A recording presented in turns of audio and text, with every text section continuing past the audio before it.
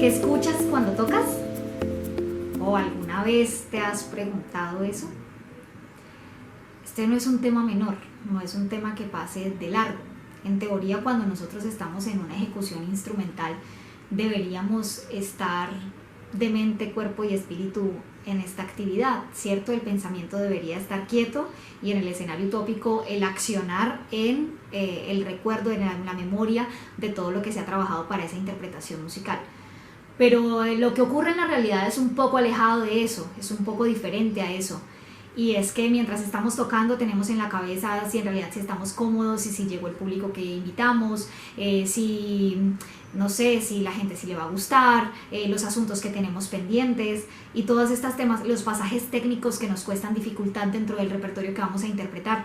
Y todo esto en realidad viene a interferir en esta interpretación, que si estuviera mediada por una escucha y estuviera preparada por una escucha que se trabaja desde sus inicios en la formación instrumental y musical en general, pues seguramente tendría unos frutos diferentes y nos ayudaría a preparar mejor nuestra escena y nuestro hacer en la música.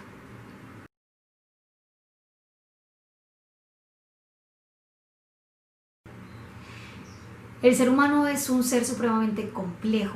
Sí, es un ser social y tenemos la música como un medio de expresión, un medio de comunicación. Y esto no es un tema menor, que sea un hacer de comunicación, porque implica que no estamos nosotros solos, sino que tenemos una relación con los demás.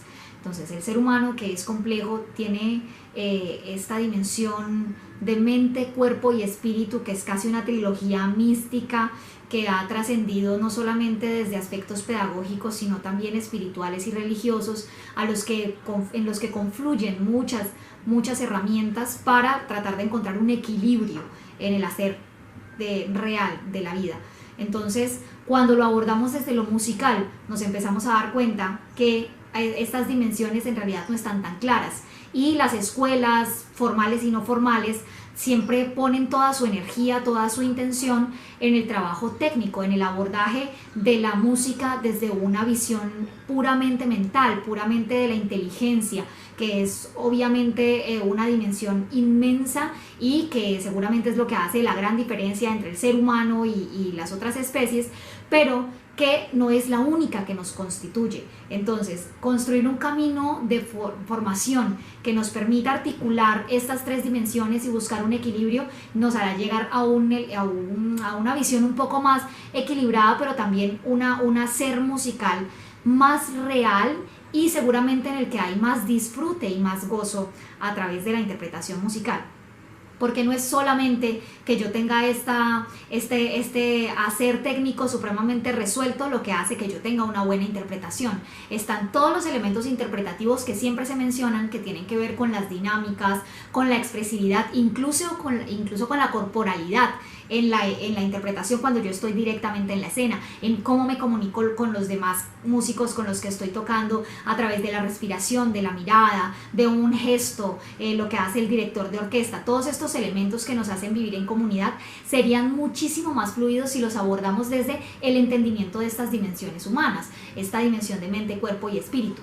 Mi nombre es Mayra Franco, soy percusionista y hice el diploma pedagógico de la pedagogía Willems y además estoy terminando mi diploma, mi maestría en pedagogía musical.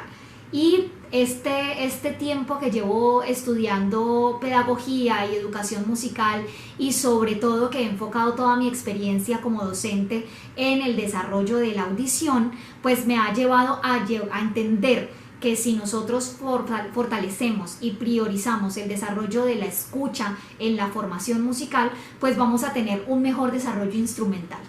Esto se basa básicamente, para hablar de este tema, voy a dividir en tres grandes secciones, que son: uno, el funcionamiento de la escucha, de la audición; segundo, el de la formación de eso; y el tercero, cómo integro todos estos elementos que hago en el proceso de formación en la interpretación musical como tal.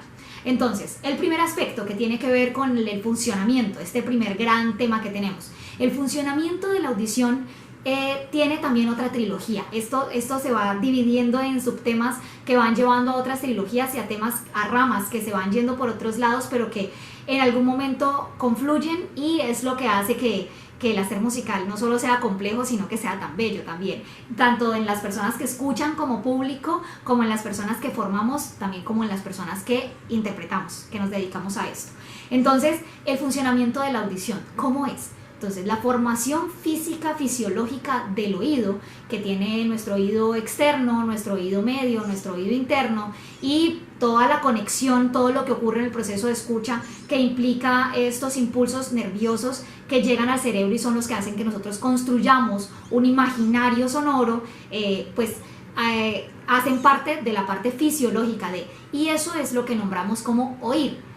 Oír es todo el funcionamiento fisiológico de la audición, cómo se reciben las ondas sonoras, cómo el oído las recibe, el pabellón hace un canal para que se reciba, y de ahí se construye toda esta cadena que lleva estos impulsos nerviosos acuáticos, y que es maravilloso el proceso de la audición, y cómo llegan al cerebro, y a partir de ahí construimos imágenes. Porque la audición básicamente se basa en las imágenes que construye cada uno a partir de su propia vivencia. Luego está un segundo subaspecto, que es el de la escucha, ¿sí? Oír es este aspecto fisiológico. Escuchar, que tiene que ver con el aspecto de la relación que tengo yo con eso que estoy recibiendo. Yo recibo un sonido y puedo reaccionar a ese sonido.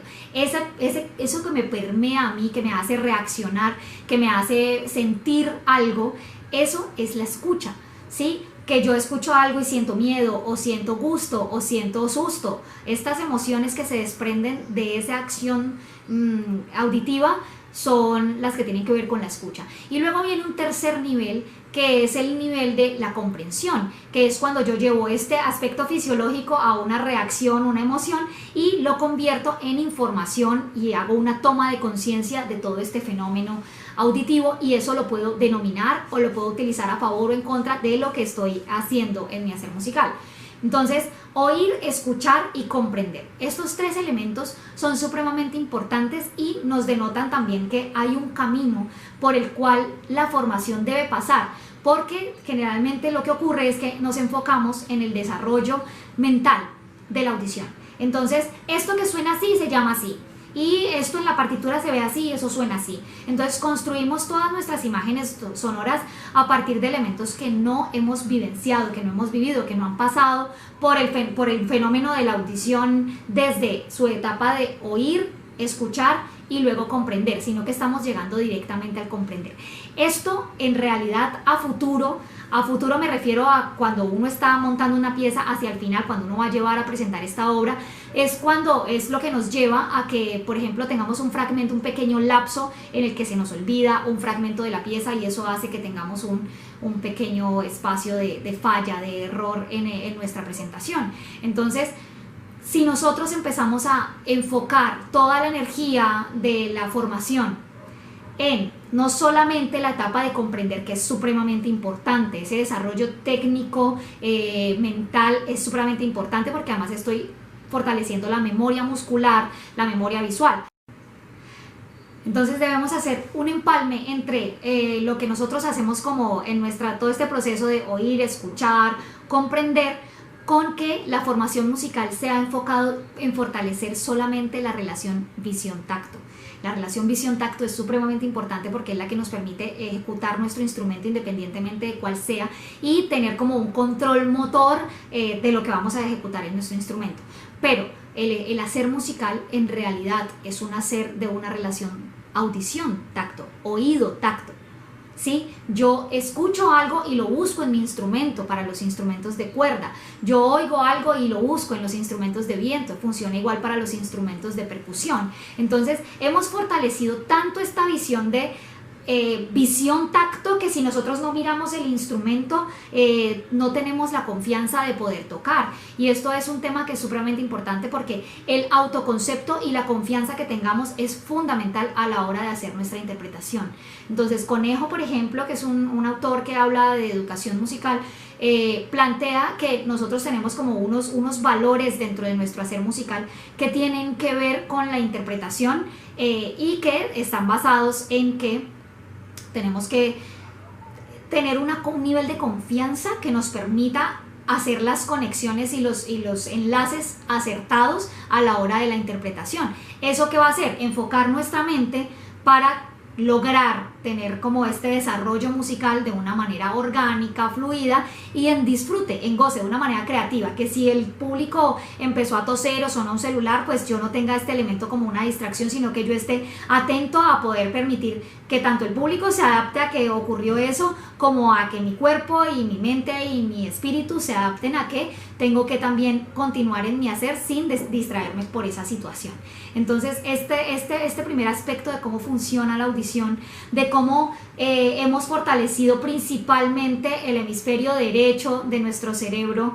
Esto lo leí en un artículo que no recuerdo en este momento el autor, pero desarrollamos toda esta parte técnica que tiene que ver con entender con qué mano toco, con qué digitación voy a utilizar y qué dinámica voy a usar, qué impulso corporal o qué baquetas, o cómo tengo que organizar la caña, y este tipo de elementos están más desarrollados hacia el lado derecho, y cómo el lado izquierdo del cerebro lo tenemos un poco en stand-by, y esto es lo que tiene que ver un poco más con la percepción y la sensorialidad, no con ese elemento mental. Entonces, para concretar esta idea, las escuelas, en el funcionamiento del oído, en el comprender, en el entender y conocer cómo funciona el oído, nos hemos enfocado en hablar solamente de la etapa de la comprensión del lenguaje musical para llevarlo a la interpretación, cuando el funcionamiento como tal nos plantea que hay 3 etapas diferentes que pasan por el fenómeno fisiológico, el fenómeno emocional o afectivo, que es el de la escucha, y el fenómeno de la comprensión.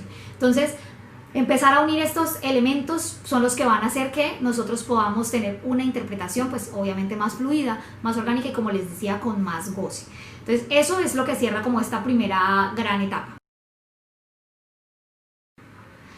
Entonces vamos a hablar ahora de la formación, ¿sí? Teniendo claro cómo es el funcionamiento de la escucha, que pasa por estas 3 etapas diferentes, pues entonces la formación tiene que enfocarse en desarrollar estas 3 etapas, porque si yo me enfoco solamente en la comprensión, cuando estoy en el momento de la ejecución, todos los elementos que puedan ocurrir que sean externos a lo que yo he estudiado, por ejemplo la ropa que utilizo, el clima que hizo ese día, las luces del escenario, como un ejemplo como el que daba ahorita, de que alguien tose en el espacio en el que estamos presentándonos, o que suena un celular, todos estos elementos lo que hacen es distraernos de nuestro hacer musical.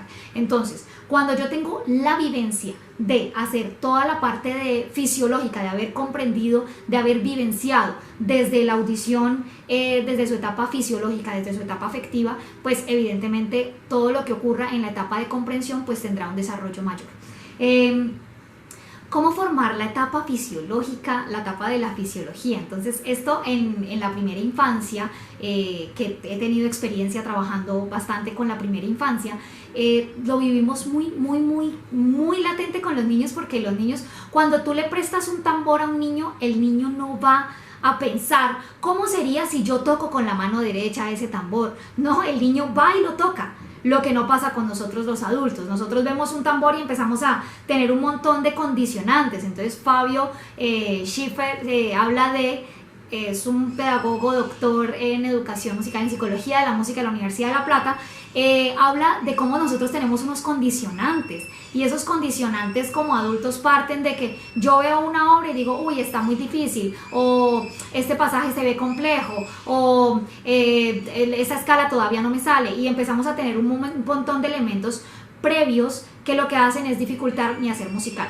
Entonces, cuando yo trabajo la escucha desde su etapa inicial, que es permitirme tocar libremente mi instrumento por el goce de el timbre del instrumento, yo estoy encontrando unos caminos y unas rutas diferentes para el día que yo vaya a hacer mi interpretación.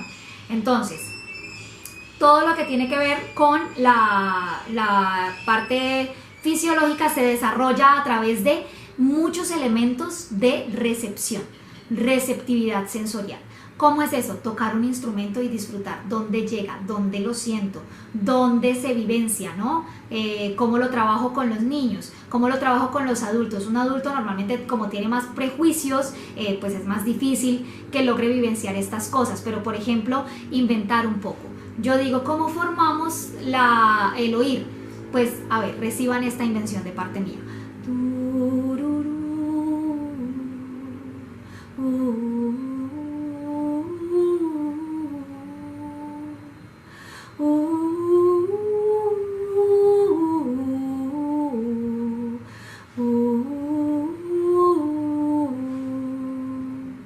Entonces, ahí juegan un montón de elementos. Simplemente el hecho de recibir esto ya hace que su oído entre en atención. Yo venía hablando con palabras y de repente tengo este elemento de contraste al cantar. ¿Qué ocurre inmediatamente? Pues que mi atención se desvía porque empiezo a tener una recepción sensorial diferente. Estoy percibiendo que hay diferencias y inmediatamente eso interfiere con la parte de la escucha, que es cómo se sienten ustedes con lo que yo acabo de inventar. ¿Les pareció triste, melancólico? Yo qué sé, lo podrán asociar con diferentes emociones y sensaciones. Es simplemente una forma de contrastar y empezar a hablar de cómo esta forma de cantar. Si yo canto, por ejemplo, de otra manera, voy a intentar hacer algo similar. Tu, tu, tu, tu, tu, tu, tu, tu, tu, tu, tu, tu. Sin incluir el elemento afectivo, no se percibe igual, no se recibe igual, y la relación que ustedes tienen con ese elemento es diferente. Entonces aquí entra un elemento clave, que son las clases de lenguaje musical. Todas las clases en un programa de música fortalecen la escucha. No solamente la clase de entrenamiento auditivo o solfeo o lenguaje musical o gramática musical, sino todas, historia de la música, el instrumento, la clase de conjunto, todas favorecen la escucha, solamente que se están mirando desde lugares diferentes. Esa mirada multifacética desde arriba, como un poco más global, es también muy importante en la formación. Holman Álvarez, que es un pianista que se dedica principalmente a la improvisación, tiene una tesis que habla sobre el pensamiento ecológico, que es un pensamiento de la naturaleza traído de la biología, y lo pone en cómo la deberíamos tener en el hacer musical. Y tiene que ver con eso, con la escucha, y cómo también esa escucha tiene que ver con leer los cuerpos, leer las emociones y poder empezar a trabajar a partir de allí. Entonces, en la formación musical, en la parte de la escucha es trabajar con sensibilidad. Si yo voy a cantar una escala, no la voy a cantar do, re, mi, fa, sol, la, si, do, si, la, sol, fa, mi, re, do, porque no hay un elemento afectivo, no estoy trabajando nada interpretativo. Y si yo no empiezo a educar mi hacer de preparación de la música con el nivel interpretativo, pues luego va a ser más difícil llevarlo al instrumento, porque evidentemente entre el cuerpo y la construcción auditiva que hay internamente a llegar al instrumento y ejecutar esa misma intención en un instrumento, pues ocurren varias cosas allí, porque además estamos pasando por fenómenos motores, por otros elementos que vienen a permear eso. Entonces, todos los ejercicios que se trabajen en el aspecto técnico se deben trabajar desde lo afectivo. Si yo canto la escala do, re, mi, fa, sol, la, si, do, si, la, sol, fa, mi, re, do, inmediatamente tiene una sensación distinta. Yo siento que puedo estar tocando un fragmento de un concierto, un momento de una obertura. Yo qué sé, estoy tocando repertorio que suena a música, no que suena a ejercicio. Y eso es también súper importante para el desarrollo de la escucha. Cuando yo escucho, abro mi escucha al desarrollo corporal, a una visión mucho más multiauditiva, pues puedo llegar rápidamente a una ejecución, a pasar eso a mi instrumento. Por eso también, desde la parte de la comprensión, un elemento que es importante en la formación es que todo lo que se vaya a interpretar se pueda cantar. No hay nada más cercano a nosotros mismos y a nuestro universo interno auditivo que nuestra propia voz. Ahí no necesitamos mediar la ejecución, ni la digitación, ni las baquetas, ni las cañas, ni la posición, ni el arco, ni nada. Tenemos directamente nuestra relación con nosotros mismos. Y eso hace que cantar se vuelvan el elemento más importante del desarrollo de la audición en cualquier persona. El desarrollo de la música viene de la mano de poder cantar.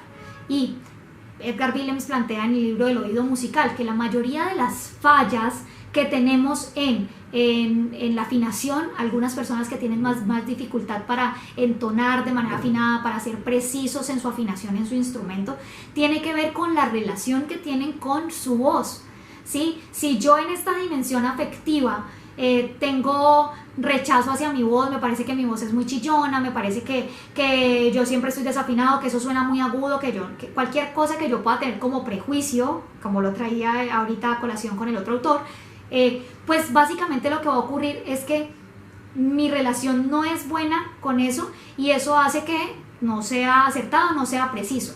Como lo que buscamos es cada vez reducir el margen de error para eso, además de cantar, que es súper importante. El segundo elemento que tiene que ver con la formación, que es vital, es el orden. Cuando yo doy orden a cómo hago la ejecución de algo, desde que abordo la partitura o desde que abordo la tonalidad en la que está la partitura, empiezo a construir un camino que va mucho más orgánicamente a llevarme a una ejecución más precisa, con menos errores y con mayor disfrute.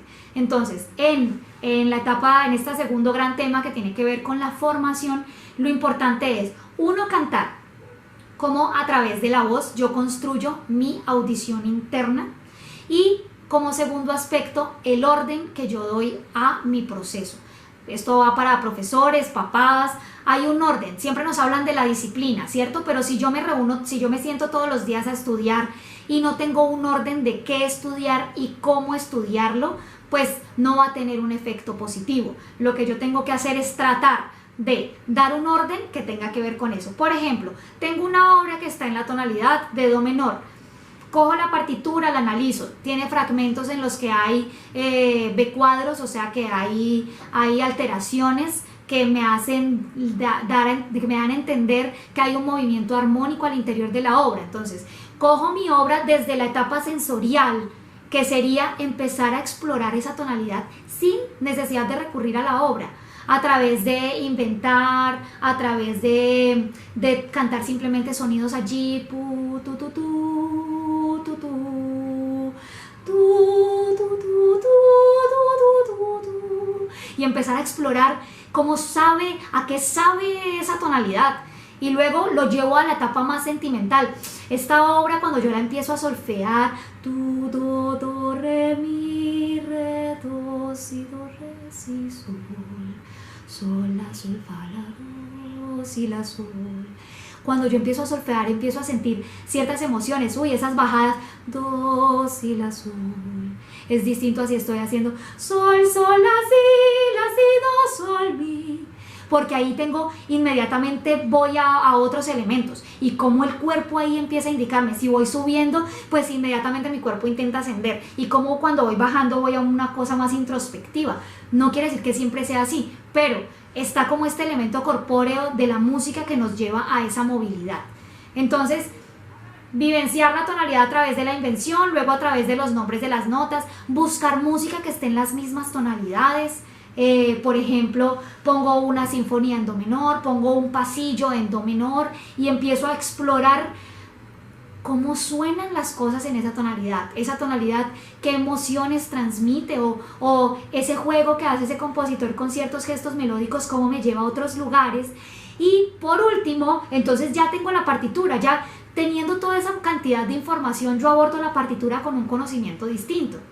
Hay un ejemplo que yo utilizo mucho en mis clases, y es como cuando tú te vas a ir de un lugar a un lugar que no conoces, y vas en, no sé, puede ser transporte público, en el carro te está llevando alguien, en un taxi, yo qué sé, vas para un lugar que desconoces. Todo el camino te vas pendiente de por dónde voy, esto no lo conozco, será que estoy perdida, pero a mí me dijeron que después de tal lugar, y vas como muy pendiente de todas las cosas. Cuando vas una segunda vez, vas todavía prevenido, pero ya no tanto. Cuando ya se vuelve un lugar de visita recurrente, lo que empieza a ocurrir es que rápidamente tú ya, lo que ocurre es que te quedas dormido y llegas y te despiertas una cuadra antes. Es como esa familiaridad con la obra y con la tonalidad, todo lo que implica tener una obra en una tonalidad, en un tipo de compás, pues hace que entonces yo ya pueda hacer esto, abordar la obra con un nivel de conciencia diferente, lo que hará pues que evidentemente la precisión en mi interpretación sea mejor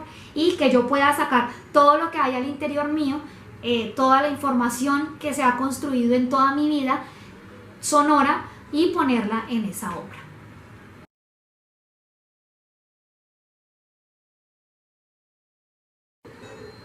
Bueno, ya llegando como a la última etapa de esta idea de reflexionar alrededor de la escucha en la interpretación musical, entonces hay que hablar de como aspectos como muy importantes que tienen que ver con una concepción más general de la música, más que de la escucha como tal. Y es que nosotros no sabemos qué repertorio se va a interpretar. No sabemos si se va a ir a representar un repertorio clásico, barroco, contemporáneo, moderno, popular, tradicional, folclórico. Y las opciones de la música se han expandido a lugares incluso mucho más allá de la concepción de música y llega más a una idea de un arte sonoro en el que el ritmo y el sonido como elementos premusicales que son se convierten en materia prima para generar ambientes y atmósferas sonoras que no necesariamente tienen el mismo tratamiento que la música, ¿sí? Como este orden en el sentido de lo tonal o lo no tonal, o esta idea de la métrica, del compás, de las divisiones y demás. Entonces, abriéndose un poco más a mundos como el de Murray Schafer y compositores o escuelas como la Escuela de Artes Sonoras de la Universidad de las Artes en Guayaquil, Ecuador, que tiene un centro de experimentación, y como todas estas otras opciones, las mismas carreras de música del país que se han ido modificando y se han ido abierto incluso a nuevos lenguajes, escuelas que tienen formación en jazz, que tienen formación en músicas tradicionales, maestrías en este tipo de lenguajes, en otros lenguajes, hacen que nosotros empecemos a hacer un nuevo enfoque de cómo desarrollamos la escucha y sobre todo cómo las escuelas tenemos la responsabilidad también de formar unos músicos y músicas que tengan una mente abierta y por supuesto su audición también. Entonces, esta idea de abrir la mente, de abrir la audición a otros fenómenos hacen que tengamos que hablar de la concepción general del arte y cómo nosotros no nos podemos enfocar en una sola cosa y cómo las pedagogías del siglo XXI, no necesariamente de música, sino en general, están buscando construir una cosa que es el pensamiento crítico. Y ese pensamiento crítico tiene que ver con cómo integro todo lo que me permea a mí como ser humano y lo convierto en elementos útiles para mi hacer musical o mi hacer artístico sonoro. Entonces, todo esto lo menciono porque para poder construir eso, el concepto que yo tengo de mí mismo, el autoconcepto y la confianza que tengo en mi hacer musical no puede depender solamente de la ejecución técnica, sino que tiene que estar permeado por un desarrollo auditivo que me permita comprender esos nuevos lenguajes. Digo nuevos, debería ser más diferentes, más que nuevos, porque hay muchos que son incluso más viejos que. Entonces, esta idea de cómo integrar la audición, la escucha en la interpretación musical tiene que articularse con los elementos humanos que tenemos. ¿Por qué? Porque como hablábamos al principio, tenemos a la música como un medio de comunicación. Es un medio que nos permite comunicar, en el que interactuamos con otros colegas músicos y que interactuamos a la vez dentro de ese subgrupo con un público que también debe tener una percepción. En ese sentido, al ser un medio de comunicación, al ser un elemento de comunicación, implica que nosotros tenemos que tener en cuenta las emociones y los sentimientos. Esto es importante porque sentirse mal no es culpa de algo técnico de una obra muchas veces, sino de una incapacidad de escuchar y darme cuenta qué es lo que debo hacer para resolver esa situación. Ejemplo ejemplos de esto pueden haber muchos, seguramente ahora que conversemos podremos hablar de algunos casos, pero a lo que voy es que la escucha nos va a ayudar a abrir la mente, siempre y cuando nosotros nos permitamos escuchar otro tipo de cosas. Entonces, integrar la audición desde distintos factores, desde el factor de las emociones, desde los gustos musicales, desde la comprensión técnica que tengamos de nuestro instrumento y del lenguaje musical del repertorio que estamos interpretando, van a hacer que ese equilibrio entre las dimensiones humanas y las dimensiones de la música, que Edgar Willems hace el clic perfecto diciendo que la dimensión humana de cuerpo se articula con la dimensión de la música del ritmo, que la dimensión afectiva y digamos espiritual del ser humano se articula con la dimensión melódica de la música, y que la dimensión mental e inteligente, digamos, del ser humano se articula con la armonía de la música. Entonces, haciendo esa articulación, uno empieza a entender que la audición va más allá de solamente conocer símbolos, poder decodificarlos, poderlos leer y poderlos escribir.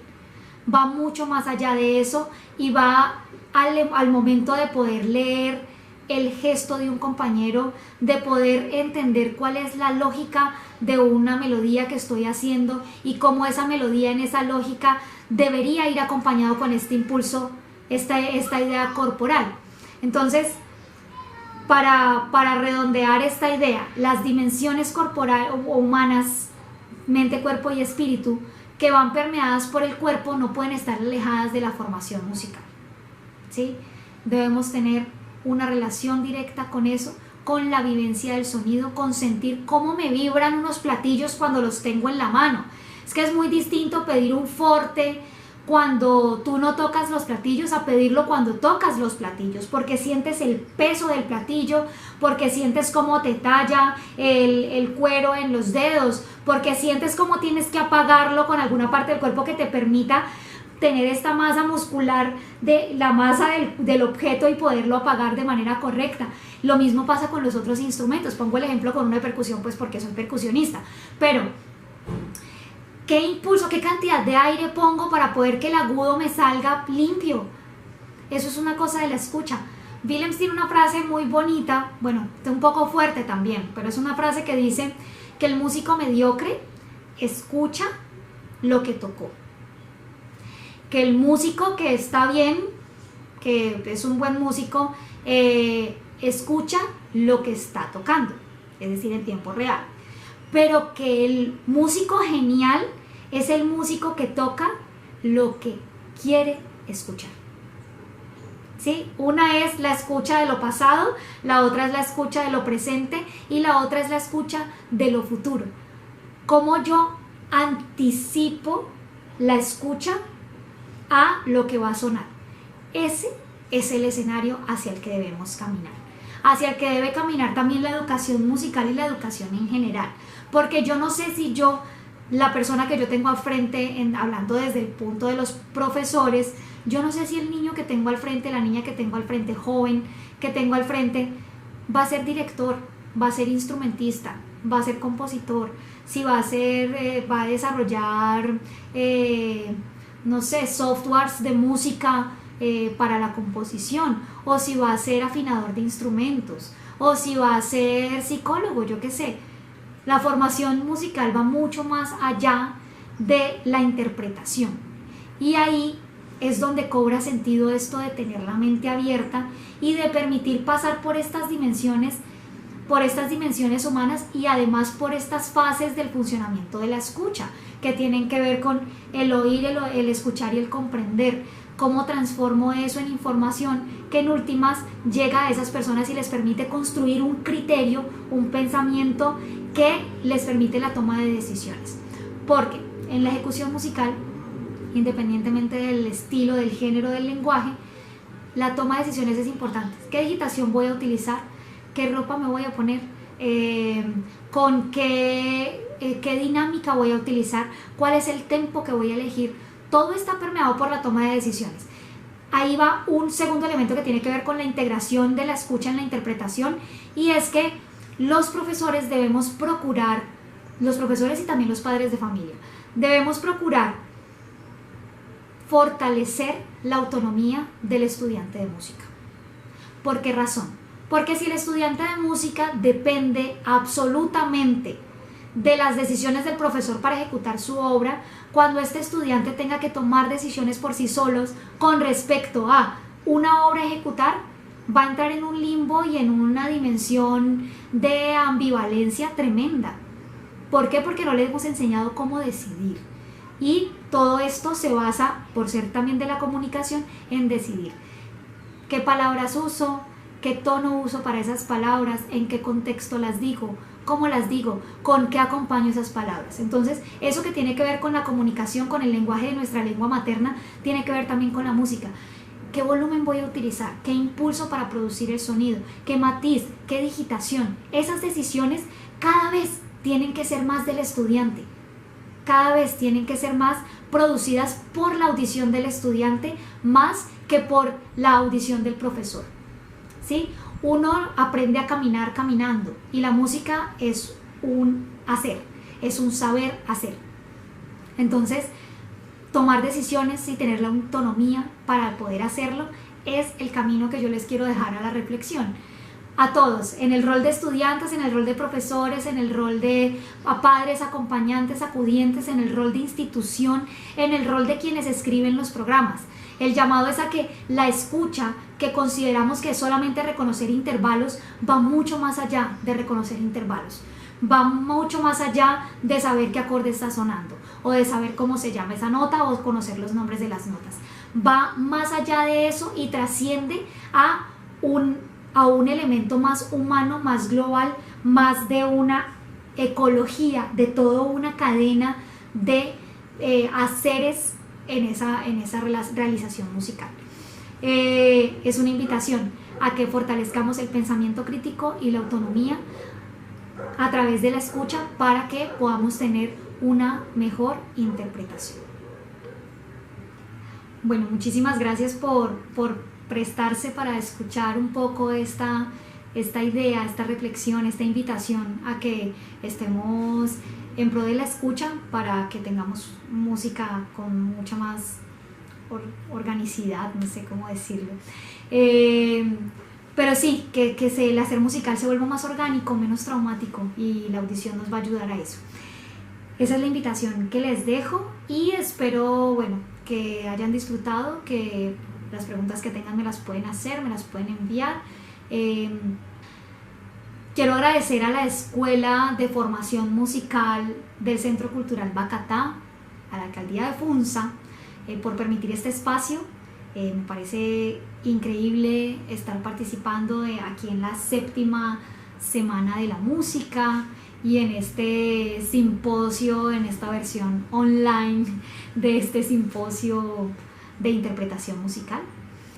Un agradecimiento también muy especial para el maestro Oscar Chunza y bueno, a todos ustedes por asistir, por escuchar, y nos vemos en una próxima. Recuerden, mi nombre es Mayra Alejandra Franco, soy caleña, soy profesora en el programa de música de la Universidad ICESI, soy fundadora del Centro de Educación Artística Esencia, que es una escuela de formación musical para niños, y soy vibrafonista de 2 proyectos musicales que son un sexteto femenino de salsa que se llama Las Guaracheras y un cuarteto de fusión de músicas del mundo que se llama Cuatro Ensamble.